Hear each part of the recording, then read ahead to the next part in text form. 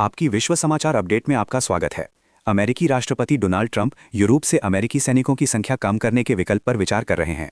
ये कदम हुर्मुज़ जयजमरू मध्य की सुरक्षा सुनिश्चित करने में नाटो सहयोगियों के समर्थन की कमी और ग्रीनलैंड को नियंत्रित करने की योजना में प्रगति न होने के कारण उनकी नाराजगी के बाद आया है।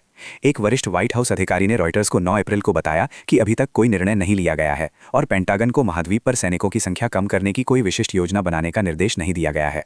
हालांकि इन चर्चाओं से ही पता चलता है कि वॉशिंगटन और यूरोप में उसके नाटो सहयोगियों के बीच संबंध हाल के महीनों में काफी तनावपूर्ण हो गए हैं।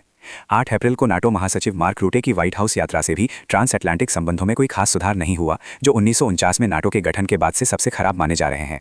व्हाइट हाउस ने सार्वजनिक रूप से कहा है कि ट्रंप ने पूरे गठबंधन से हटने पर विचार किया था, लेकिन ऐसा करने से कानूनी चुनौतियां आ सकती हैं। यूरोप से सैनिकों के वापसी से ट्रंप को औपचारिक रूप से नाटो से हटे बिना महाद्वीप पर वॉशिंगटन की सुरक्षा प्रतिबद्धता को काफी कम करने का मौका मिलेगा। वर्तमान में अमेरिका के यूरोप में 80,000 से अधिक सैनिक हैं और द्वितीय विश्व युद्ध के बाद से इस क्षेत्र की सुरक्षा संरचना में उनकी केंद्रीय भूमिका रही है। इनमें से 30,000 से अधिक जर्मनी में तैनात हैं। साथ ही इटली, ब्रिटेन और स्पेन में भी महत्वपूर्ण संख्या में बल मौजूद हैं। अधिकारी ने यह नहीं बताया कि किन देशों पर इसका असर पड़ सकता है या कितने सैनिकों को वापस बुलाया जा सकता है। नाटो के प्रवक्ता ने रूटे के 8 अप्रैल के CNN साक्षात्कार का हवाला दिया, जिसमें रूटे ने ट्रंप की निराशा को समझा, लेकिन जोर देकर कहा कि अधिकांश यूरोपीय देशों ने ईरान संघर्ष में वॉशिंगटन का समर्थन किया था। रूटे ने यह भी बताया कि ट्रंप हुर्मुज़ की सुरक्षा के लिए कुछ दिनों के भीतर ठोस प्रतिबद्धता चाहते हैं। ट्रंप ने लंबे समय से नाटो के साथ उतार चढ़ाव भरे संबंध साझा किए हैं, अक्सर यूरोपीय देशों पर अपर्याप्त रक्षा खर्च का आरोप लगाते रहे हैं, लेकिन पिछले 3 महीने विशेष रूप से तनावपूर्ण रहे हैं।